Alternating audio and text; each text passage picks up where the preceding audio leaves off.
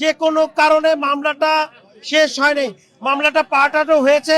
তবে আমি বিশ্বাস করি 12 ফেব্রুয়ারি পরে পট পরিবর্তন হয়েছে, সরকার গঠন করেছে। আমাদের প্রত্যাশার মানুষ, আমাদের ভালোবাসা মানুষ, মাননীয় প্রধানমন্ত্রী জনাব তারেক রহমান দায়িত্বভার গ্রহণ করেছে।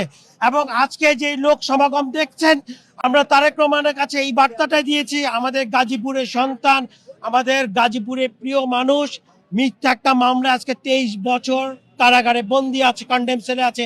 তারেক রহমানের কাছে আমরা এই বার্তাটি দিতে চেয়েছি যে আপনি অন্তত পক্ষে আপনারই কর্মী, আপনারই কাজ করেছে, আপনার দলের জন্য কাজ করেছে বিএনপি করতে, যে আজকে 23 বছর জেলখানে বন্দি আছে।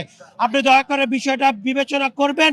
এবং আমি বিশ্বাস করি তারেক রহমানের সুদৃষ্টি থাকলে এই মামলাটা কোর্টে উঠবে। আমি চাই ন্যায় বিচার হোক।